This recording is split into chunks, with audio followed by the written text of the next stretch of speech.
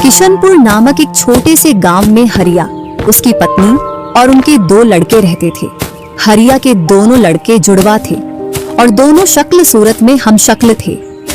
जो कोई भी व्यक्ति उनको देखता तो वो पहचान नहीं पाता कौन रामू कौन राजू है इन दोनों में से।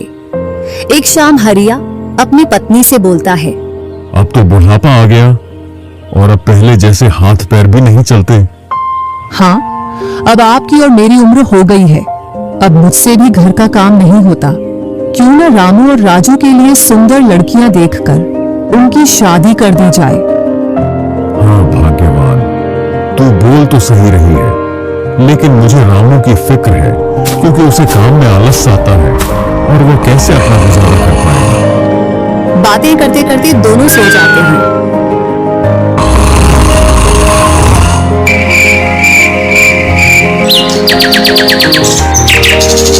और सुबह उठकर हरिया रामू राजू से बोलता है, तुम दोनों खेतों पर चले जाना और एक खेत को खोद आना जिसमें मैं आकर बीज बो दूंगा। और आज मैं अपने दोस्त से मिलने के लिए पास ही के गांव में जा रहा हूँ, 2 दिन में लौट कर आऊंगा।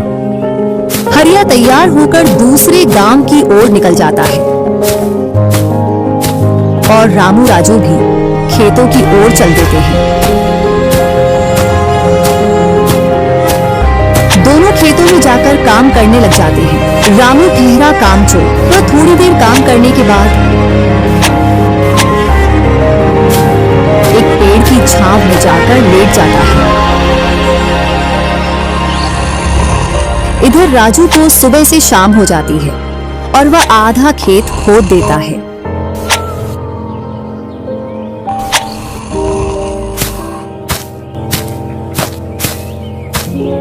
और हरिया भी अपने दोस्त के पास पहुंच जाता है। अरे भाई हरिया, कैसे आना हुआ? तुझसे मिलने की इच्छा हुई तो मिलने आ गया। चल अच्छा है, पहले भोजन करते हैं, इसके बाद गप्पे लड़ाएंगे। दोनों साथ में भोजन करते हैं। हाँ भाई हरिया, सुना सब कुशल मंगल? हाँ भाई, सब कुछ कुशल मंगल है। अब तो तेरे दोनों लड़के शादी के लायक हो गए होंगे। हाँ, दोनों शादी के लायक हो गए हैं और खासकर मैं तेरे पास इसीलिए आया हूँ कि कहीं दोनों लड़कों के लिए लड़कियां देख आऊं। वैसे अपनी भी 2 बेटी हैं और दोनों खूब होशियार और चंचल है। अब दोनों की भी उम्र शादी के लायक हो गई है। अगर तुझे कोई एतराज ना हो तो क्यों ना इस दोस्ती को रिश्तेदारी में बदल दी जाए। इतना सुन हरिया बड़ा खुश होता है। जब वो दोनों लड़कियों को देखता है तो दोनों बहुत ही सुंदर थीं।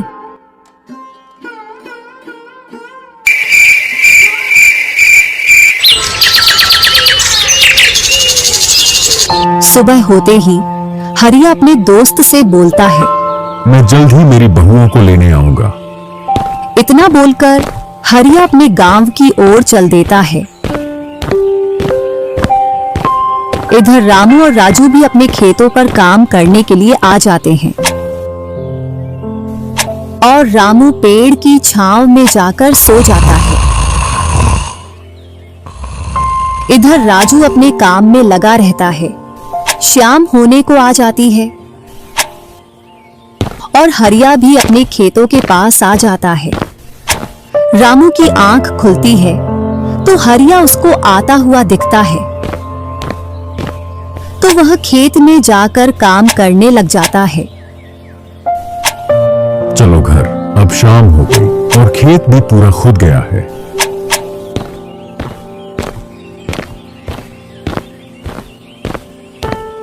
तीनों साथ में घर पहुंच जाते हैं।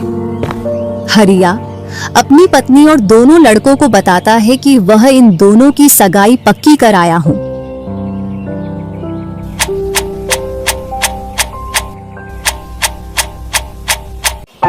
और वह कुछ दिन बाद दोनों का विवाह कर देता है। ऐसे ही कुछ वर्ष निकल जाते हैं।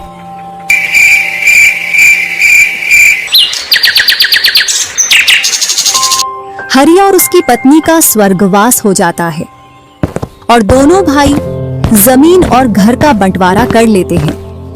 रामू अपने आलसीपने की वजह से खेतों में काम करने नहीं जाता और दिन भर घर में ही पड़ा रहता। इधर राजू अपने खेतों में दिन रात मेहनत करता है, जिससे रामू और राजू की फसलों में अंतर स्पष्ट दिखाई देता है। एक दिन रामू राजू से बोलता है, तूने अच्छा खेत रख लिया और मुझे यह खराब खेत दे दिया, जिससे तेरी फसल अच्छी हो रही है और मेरी फसल कमजोर। कोई ना, अगली फसल पर खेत बदल लेंगे।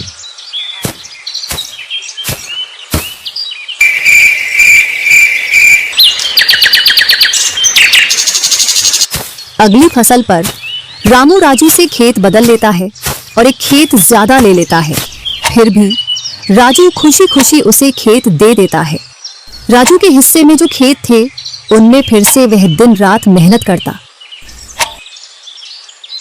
इधर रामू कभी काम करता तो कभी काम नहीं करता।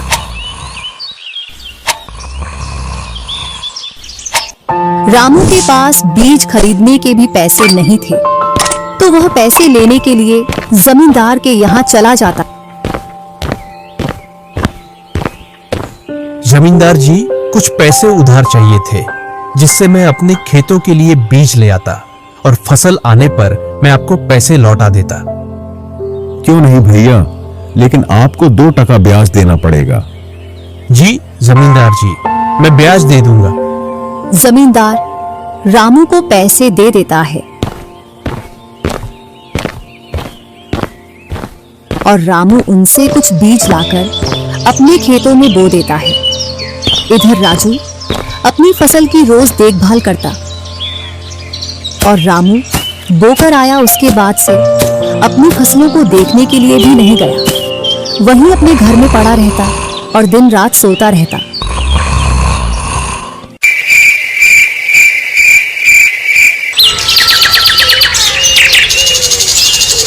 एक दिन जब फसल पकने का समय आया तो वह अपनी फसल देखने के लिए खेतों पर गया और फसल देखकर बोला, अरे इतनी कमजोर फसल! मैंने खेत बदल लिया, फिर भी लगता है मेरी ही किस्मत खराब है। जो भी जमीन में लेता हूँ उसमें अच्छी फसल होती ही नहीं है। ऐसे कहते हुए वह अपने घर आ जाता है और अपनी पत्नी से बोलता है, राजू की फसल तो अच्छी है, बस हमारी फसल ही कमजोर है। ऐसा कैसे हो सकता है? ऐसा तो होगा ही। दिन रात जो घर में पड़े रहते हो और खेतों में समय समय पर दवाई पानी नहीं दोगे तो फसल ऐसी कमजोर रहेगी। फिर बोलते हो किस्मत खराब है। किस्मत नहीं, मेहनत करनी पड़ती है। चल चल, मेरे को मत सिखा। अगर किस्मत ना हो तो कुछ भी नहीं होता।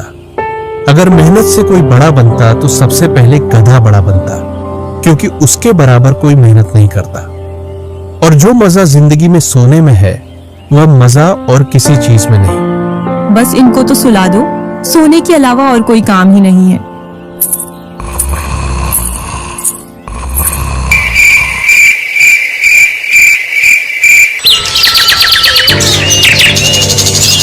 कुछ दिनों बाद जब फसल निकली तो राजू की फसल रामू से 2 गुनी निकली, जबकि उसकी जमीन रामू से कम थी।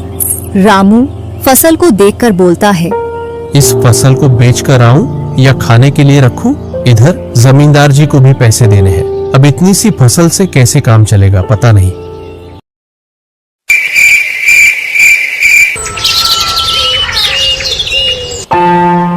एक दोपहर रामू सो रहा था, तभी उसका गेट किसी ने खटखटाया। पता नहीं कौन भरी दोपहर में नींद खराब करने के लिए आ गया।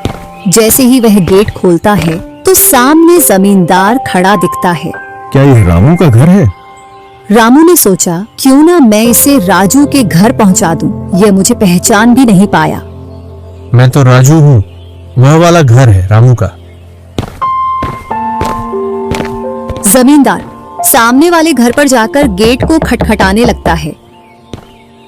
राजू गेट खोलता है और बोलता है, क्यों भाई, इतनी तेज गेट को क्यों खटखटा रहे हो? मैंने आपके रुपए लेकर खा लिए क्या? हाँ भैया रामू, तुमने मेरे जो पैसे लिए थे उन्हीं को लेने के लिए आया हूँ। तुमने बोला था फसल आने पर पैसा लौटा देंगे, जो तुमने अभी तक नहीं लौटाया। क्या जमींदार जी, आप भी दोपहर में नशा करके आ गए? मैंने कब आपसे पैसे उधार लिए? क्या तुम ही रामू हो? नहीं, मैं तो राजू हूँ। रामू तो सामने वाले घर में रहता है।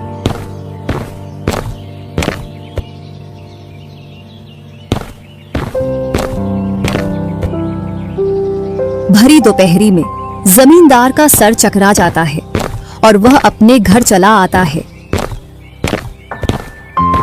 और घर पहुंचकर मुनीम से बोलता है, ऐसा लगता है मुझे कि जो पैसे रामू के दिए थे वह पैसे अब लौट कर नहीं आने वाले।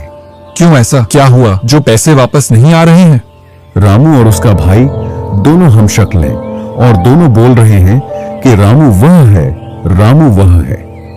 और उन दोनों ने दोपहर भर मुझे इस घर से उसे घर दौड़ाया। जमींदार जी, पैसे निकालने की मेरे पास एक स्कीम है। बोलो, कौन सी स्कीम है? मुनीम जमींदार जी के कान में पूरी स्कीम बताता है।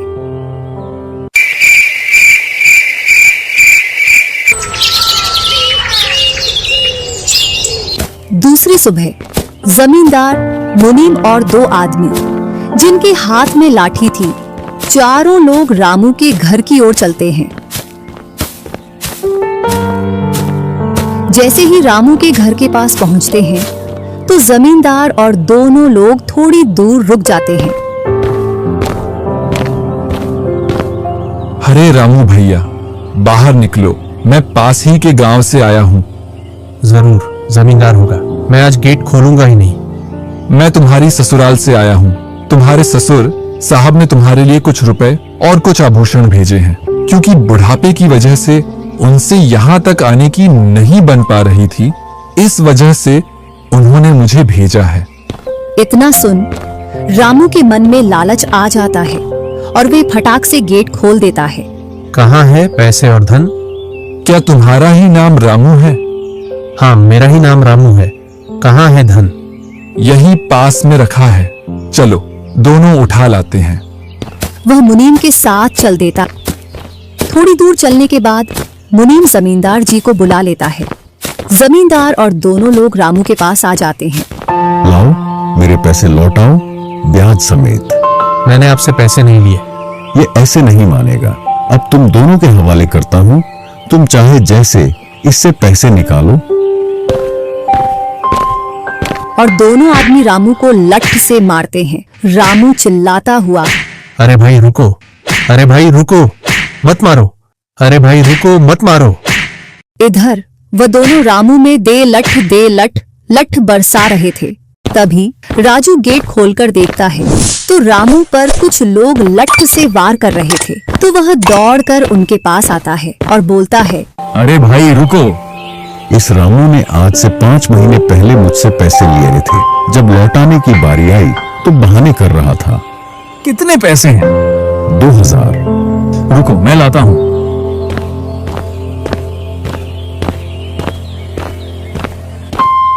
राजू रुपए लाकर जमींदार को देता है और जमींदार और उसके साथी वहां से चले जाते हैं।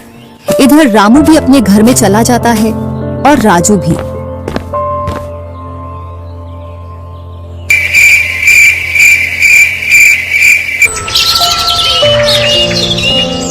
कुछ दिनों बाद दोनों भाई अपना अपना खेत खोदने के लिए खेतों पर पहुंच जाते हैं। इधर खेत खोदते खोदते राजू दौड़ते हुए रामू के पास आता है और बोलता है, देखो मुझे खेत में क्या मिला है। राजू के हाथ में हीरा देखकर रामू के मन में लालच आ जाता है और वह मन ही मन सोचता है, इसके खेत में तो और भी हीरा हो सकते हैं। क्यों ना मैं इसको मेरा वाला खेत दे दूं और इसका खेत में रख लूं, जिससे मेरे पास भी बहुत सारे हीरे हो जाएंगे। मैं क्या बोल रहा था, क्यों ना तू मेरे वाले खेत पर फसल कर ले और मैं तेरे वाले पर। इतने दिनों से तू कम जगह पर कर रहा था। और रामू राजू वाले हिस्से को खोदने लग जाता है।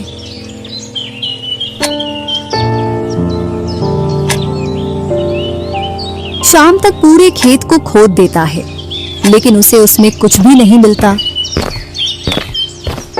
और थका हारा घर पहुंच जाता है। आज पूरा खेत खोद दिया, लेकिन फिर भी एक हीरा नहीं मिला, जबकि राजू ने खेत का एक कोना खोदा था, उसमें ही उसे एक हीरा मिल गया। अच्छा, आप अगर ऐसे ही मेहनत करते रहे तो एक दिन आपको भी बहुत सारे हीरे मिलेंगे। बातों ही बातों में रामू की नींद लग जाती है।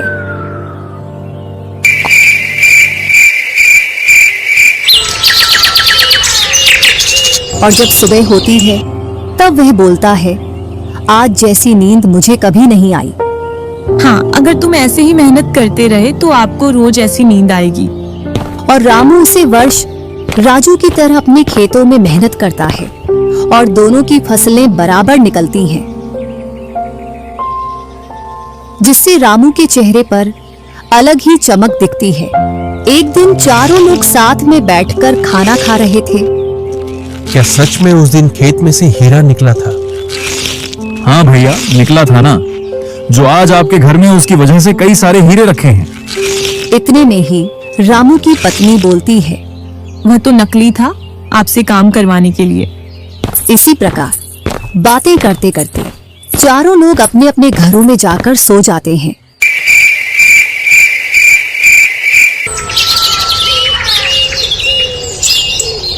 सुबह होते ही तुम दोनों को राजा साहब ने राजमहल बुलाया है। वह दोनों भाई सेनापति के साथ चल देते हैं। अब पता नहीं कौन सी आपदा आ गई। कुछ नहीं, कुछ अच्छा काम होगा, तभी तो हमें बुलाया है। दोनों राजा के पास पहुंच जाते हैं। हमने सुना है इस वर्ष तुम्हारी फसल सबसे अच्छी निकली है और आपने इस बार सबसे ज्यादा राजकोष में कर दिया है। इसी का आप दोनों को इनाम दिया जाता है। दोनों भाइयों को आपके गांव में इनाम के रूप में दुगनी जमीन दी जाती है।